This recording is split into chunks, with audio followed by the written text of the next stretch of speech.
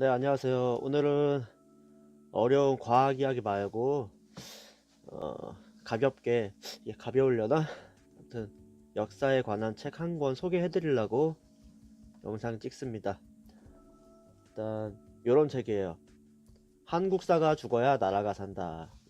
이런 책인데, 언뜻 들으면 무슨 뜻인지 모르겠죠.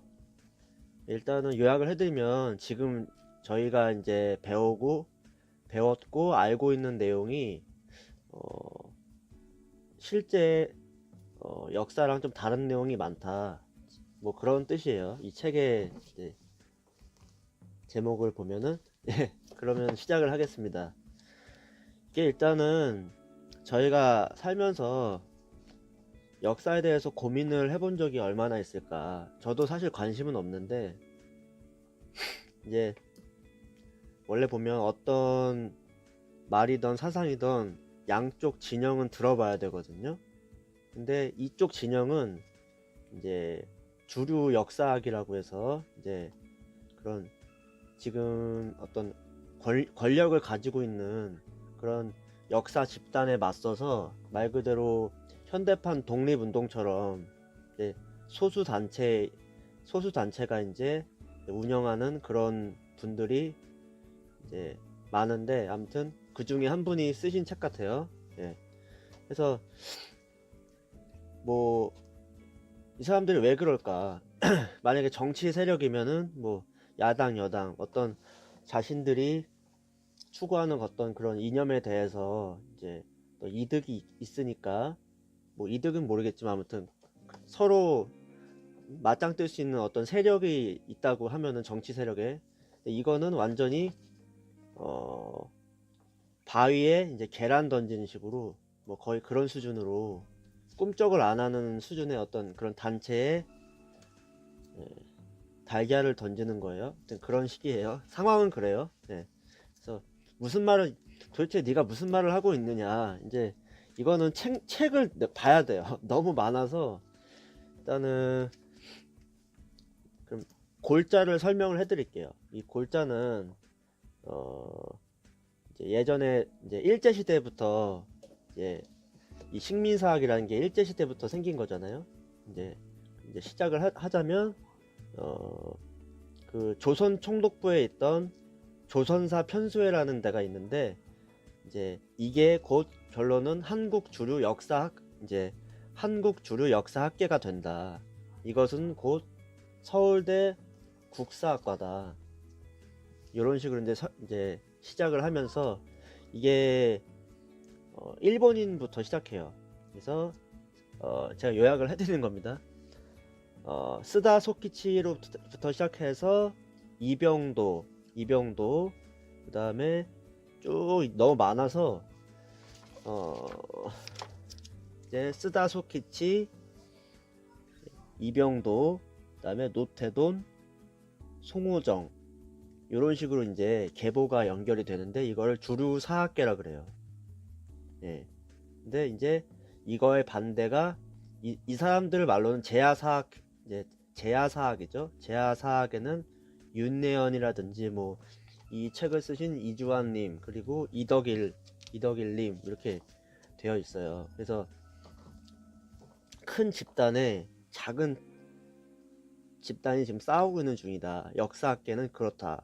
관심이 없으실 건데 일단은 저는 이 채널이 과학 문화 비평이니까 또 역사는 지금 역사학계는 이렇게 싸우고 있다. 그렇게 보시면 됩니다. 자, 그래서 주류학계는 어떤 걸 지금 이제 주장을 하고 있냐. 단군은 역사가 아니라 신화일 뿐이다. 그래서 우리의 역사를 2000년이 안 되었다고 지금 주장을 하고 있습니다.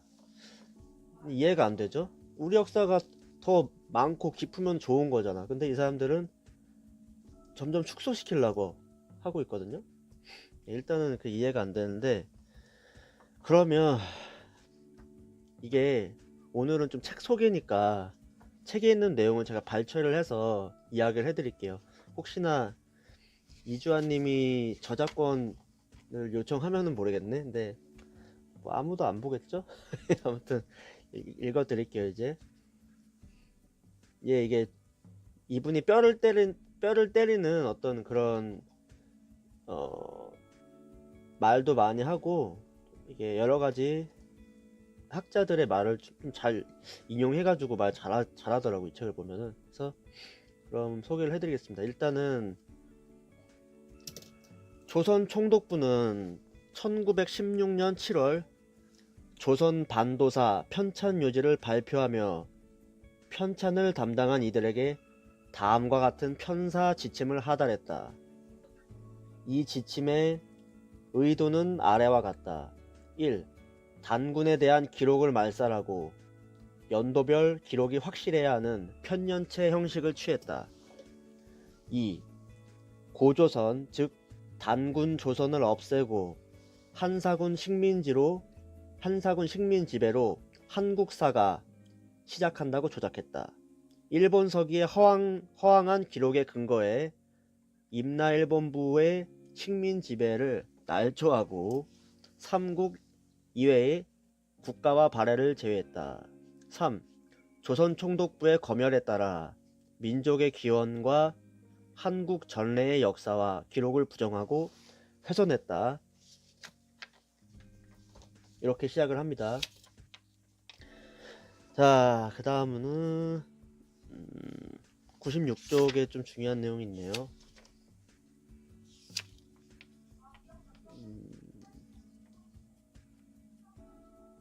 이처럼 조선 초반에도 단군이 서기 전 24세기에 조선을 건국했다는 것은 국가의 공식적인 역사관이었다. 이때까지 개국 시조였던 단군은 조선 후기 사대주의가 심해지면서 부인되기 시작해 일제가 대한제국을 점령하면서부터는 아예 말살되었다.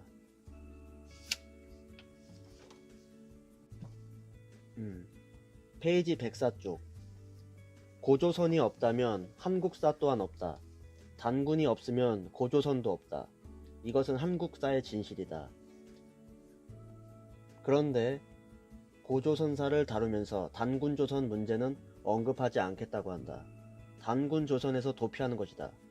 그래야만 식민사학이 만든 정설이 살기 때문이다. 이것이 주류 식민사학계의 대전제 제1원칙이다. 이 원칙이 무너지면 식민사학의 입론은 설 자리가 없다. 단군조선을 인정하면 지금껏 쌓은 업보가 깊고 걸어온 길이 멀어 다시 돌아갈 수가 없기에 목숨을 걸고 단군을 부인한다. 학문은 물론 인간 만사가 오류와 실패를 통해 발전하는데 오랜 세월 권력을 독점하다 보니 오류를 인정하지 않아도 아무런 문제가 없었고 학문 외적으로도 얼마든지 자신들의 문제를 해결해왔다.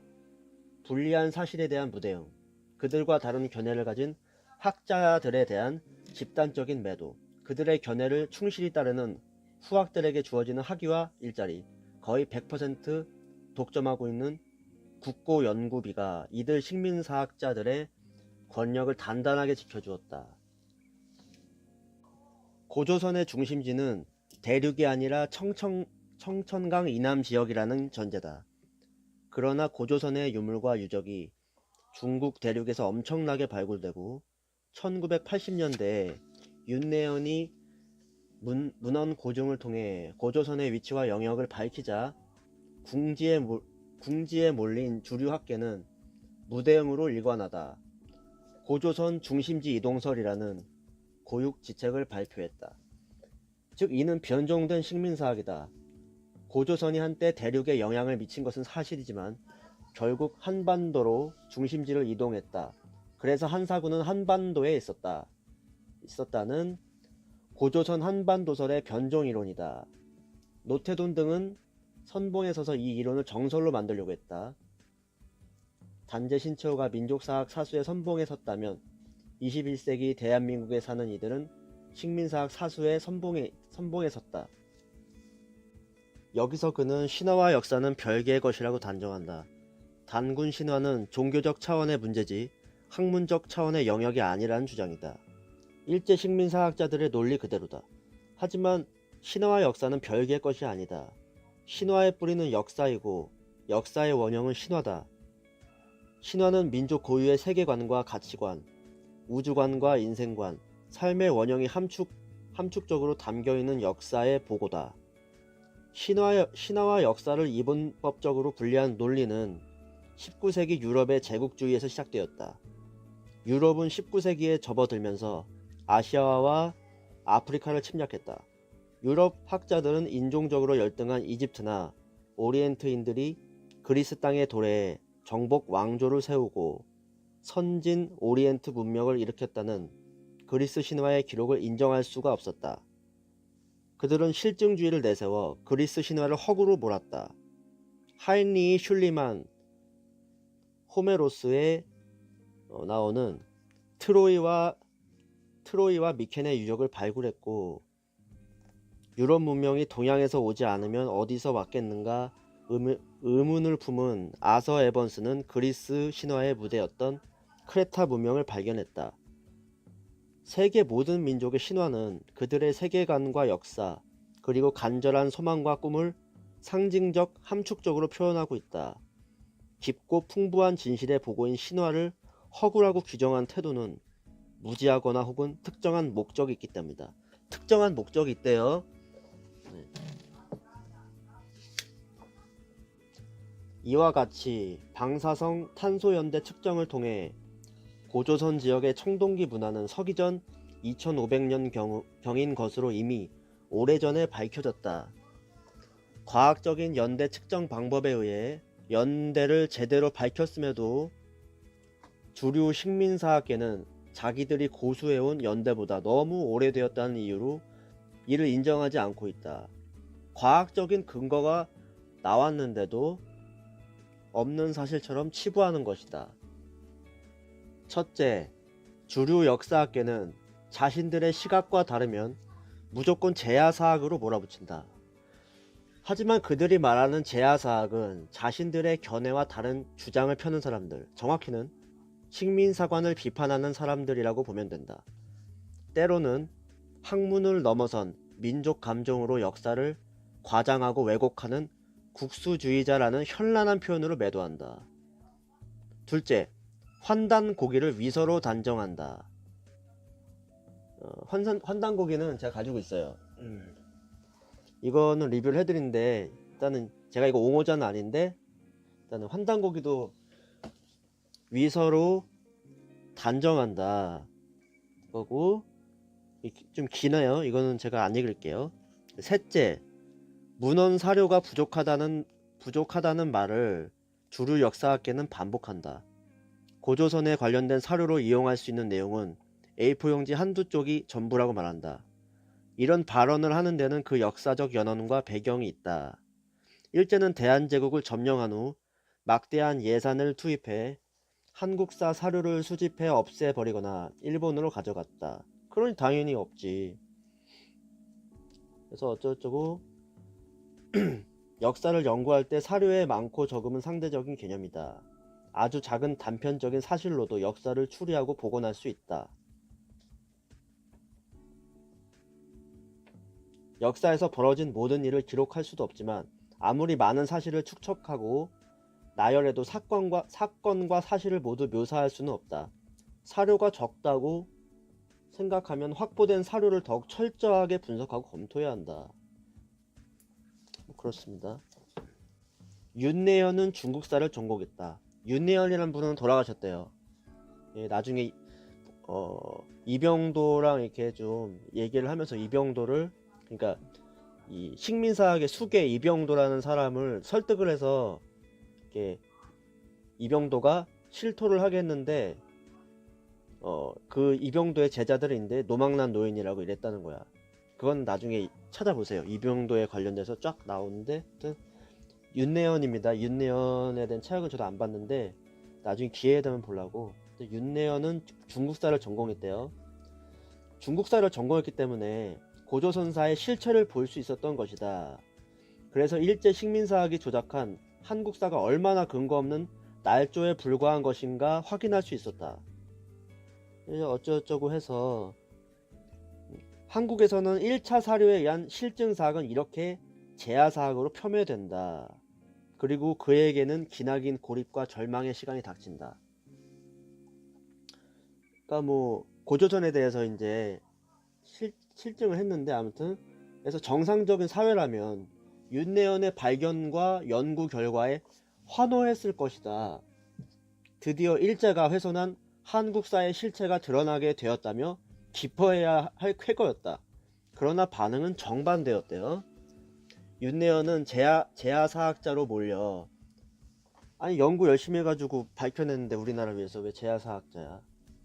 재야사학자로 몰려 30여 년 동안 기나긴 고립과 인신공격에 시달려야 했다.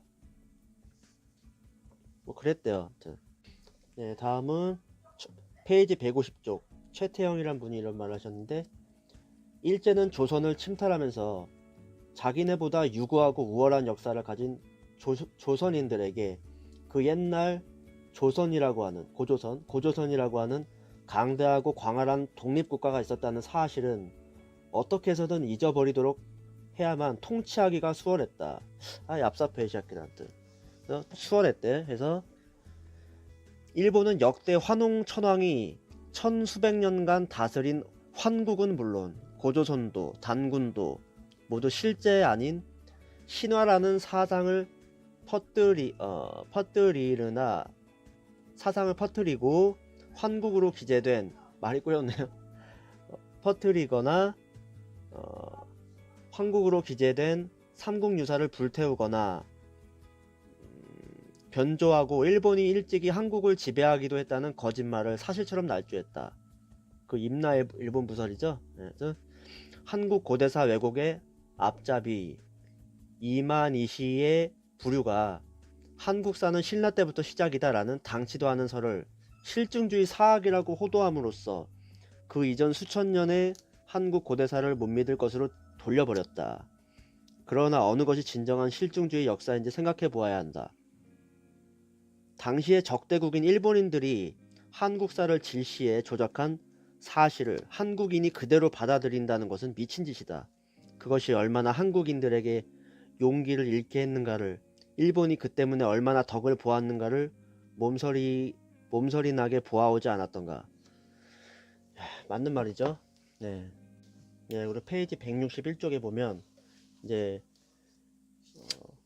역사 뭐 유물 날조 같은 거 그런 건데, 점재현 신사비, 여기다 제가 써 드릴게요. 점재현 신사비를 이렇게 검색해 보시면 아실 텐데, 하여튼 점재현 신사비는 대충 다듬어졌으며 발굴 과정에서 드러난 바와 같이 기초에는 시멘트를 썼다고 한다.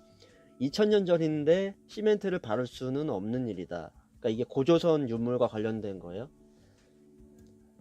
2000년 전인데 시멘트를 바를 수는 없는 일이다.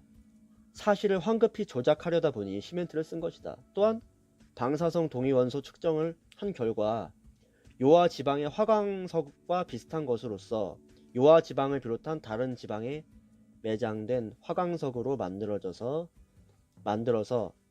여기에 옮긴 것으로 볼 수 있다. 그러니까 다른 곳에서 만들어 가지고 거기다가 딱 세워버린 거야, 시멘트로.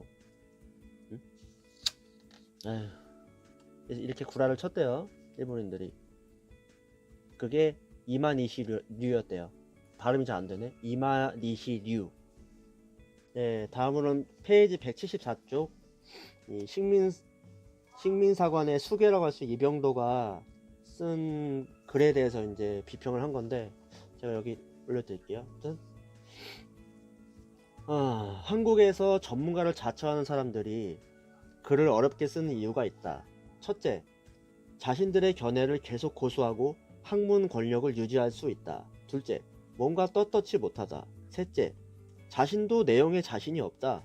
넷째, 대중은 알 필요도 없고 알아서도 안 된다. 다섯째, 글에 대한 책임감과 성실성이 없다. 여섯째, 어렵게 써야 뭔가 있어 보인다. 이거 뭔가 성재준? 응. 그런 것 같은데. 일곱째, 그들끼리는 서로 눈 감아주면서 정밀하게 고증하였다고 치켜 세워주거나 그냥 맞으려니 한다. 학문을 하지 않아도 되는 시스템은 깊이 연구해서는 안 되는 풍토 때문에 생긴 것이다.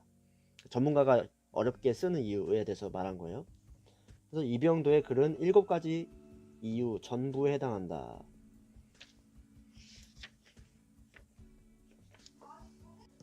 이처럼 우리나라에는 국민을 적으로 아는 학자들이 적지 않다. 한국 주류 역사학계는 글을 쉽게 쓰면 천박하다고 본다. 그래야 쉽게 쓸 자신도 없고 쉽게 쓸 수 있을 만한 학문도 없는 자신들의 학문 권력을 유지할 수 있기 때문이다. 학문 권력을 위해서 어렵게 쓰고 못 알아듣게 쓴다 이거야. 개돼지로 보고. 뭐 맞는 말이지. 관심이 없으니까 사람들이. 페이지 177쪽. 이렇게 스승이 만든 정설을 앵무새처럼 반복하는 것이 주류 사학계의 풍토다.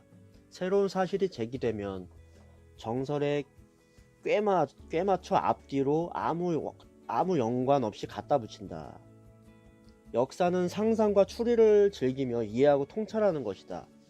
그런데 아무 맥락 없이 내용이 전개되면서 어릴 때부터 역사는 무조건 외워야 하는 과목, 지겹고 어려운 학문이 되어버렸다. 오류가 하나도 없는 학문은 없다. 그러므로 오류를 발견하면서 고치는 것 또한 학자의 기본적인 자세이자 양심이다. 역사는 계속 새로운 사실과 견해를 밝혀내고 다시 쓰는 것이다. 주류 식민사학계는 문헌 사료 분석을 포기함으로써 이미 100여 년 전에 문헌학인 역사학을 버렸다. 그들은 사실을 무시하거나 시대적 맥락에서 검토하지 않는다. 다양한 해석과 가설을 폭넓게 인정해 역사학을 풍성하게 만들 생각을 하지 않으며 오히려 그것을 두려워한다. 그렇지, 뽀록나면은 본인들이 쌓아놓은 그게 있는데 무너지니까. 진짜 내용이 너무 많아서 요약을 하려고 하는데 요약이 안 되네. 다음은 329쪽. 서울대학교의 엘리트적 성향은 더 말할 나위 없이 악명이 높다. 지금까지 서울대학교는 한국의 모든 대학을 거느린 채 거들먹거리며 맨 윗자리에 앉아 군림해 왔다고 할 수 있다. 서울대학교 출신은 이 사회의 모든 영역에 걸쳐 지배층을 형성하면서 막강한 인맥을 만들어 왔다. 근데 다 그렇진 않대요. 근데 위에 보면 그래요. 오해하지 마시고. 서울대학교 입학은 출세와 신분 상승의 지름길로 간주되었고 실력으로 승부하는 코리안 드림의 통로로 여겨졌다. 서울대학교에 두드러지게 나타나는 권력 지향성은 식민지 운영의 인적 자원을 마련하기 위해 설립된 경성제국대학에서 그 연원을 찾기도 하며 혹자는 과거 시험을 통해 관리를 등용하는 조선조의 교육제도까지 거슬러 올라가 그 역사적 배경을 대기도 한다.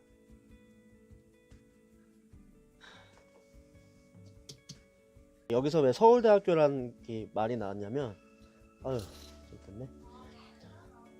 여기서 또 읽어볼게요. 서울대학교의 나라라는 말에 독자들도 대부분 공감할 것이다. 이병도가 한국 주류 역사학계의 태두가 될 수 있었던 배경도, 이병도, 그러니까 아까 식민사학의 이제 수계라고 할 수 있는 이병도가 서울대학교 교수였기 때문에, 그러니까 그와 제자들은 전국 대학의 사학과와 역사학과, 국민 세금으로 운영되는 각종 재단과 연구소, 한국의 사회 언론과 교육 시스템을 장악했다. 이처럼 식민사관과 식민주의가 한국 사회를 지배하게 된 배경에는 서울대학교를 정점으로 한 학벌 시스템이 있었다. 다 그렇진 않은데 그렇대요. 이병도의 국한에서는. 마지막 멘트입니다. 구한말 한중일의 역사적 경험은 지금도 반복되고 있다. 그러나 한국의 지배층은 여전히 일본과 중국의 유리한 전략과 입장을 고수하고 있다. 한국은 자국의 역사를 똑바로 보려고 하지 않는다. 외면을 넘어 스스로 중국과 일본 극우파 쪽에 유리한 논리를 제공하고 그런 상황을 연출하고 있다. 뻐근하네. 죄송합니다. 중화 패권주의 사관과 일제 식민사관을 이제는 극복해야 한다고 주장하면 시대에 뒤떨어진 민족주의니 학문적 근거가 없다느니 하며 폄하한다. 우리 역사에 대한 다양한 접근이나 깊이 있는 토론을 하게 되면 동북아 역사재단이 나서서, 동북아 역사재단이란 데가 있나봐요. 동북아 역사재단이 나서 신속하게 불을 끈다. 토론을 하면은 더 열심히 불 붙여줘야지 왜 불을 꺼? 중국이 불편해할 것이라는 논리다. 불편해하던 말든 우리 역사를 찾아야죠. 이러한 역사관을 조선 후기 노론이 고수했고, 노론 영수인 이완용이 노론의 영수였나봐요. 이완용은 그 역사관을 이어받아 나라를 팔아넘겼다. 나라를 잃은 고통은 민중이 고스란히 떠안는다. 그러니까 우리가 매국노들한테 당해가지고 힘들었잖아. 나라를 잃은 고통은 민중이 고스란히 떠안는다. 그 폐해를 우리는 역사를 통해 뼈저리게 경험했다. 그러니까 경험을 했는데, 우리가 이게 뭐냐면, 이 사람들, 서울대 이 사람들이 친일파가 왜 있냐면은, 그게 뭐야, 일제 청산은 그게 있었나봐요. 근데 실패해가지고 반민특위가 해제돼가지고 이런 사람들이 살아남았던 거야. 그래서 지금까지 서울대학교에서 쭉 이어져 내려오고 지금까지도 이렇게 역사를 왜곡하고 있다. 이렇습니다. 근데 이거를 아무튼 듣느라 고생하셨고, 혹시나 보셨다면은 고생하는데, 이게 일반인들은 별로 관심이 없을 거예요. 그냥 단순하게 아까 처음에 이제 했을 때 그러니까 뭐 단군 할아버지 하면서 이렇게 신화로서 그냥 되게 애들, 그냥 우리 유치원 때나 뭐 유치원 TV 같은 거 보면은 단군 할아버지 나오고 이렇게 하잖아. 신화로 해가지고 마늘 먹고 쑥 먹고 그러잖아요. 그걸 신화라고 저희가 알고 있는 그런 내용 자체가 진짜가 아니라는 겁니다. 그쵸? 논리적으로 설명이 되죠. 이미 일제가 역사를 축소시키기 위해서 자국의 역사보다 그렇게 해놓은 거라고, 신화로서 해놓은 거란 말이야.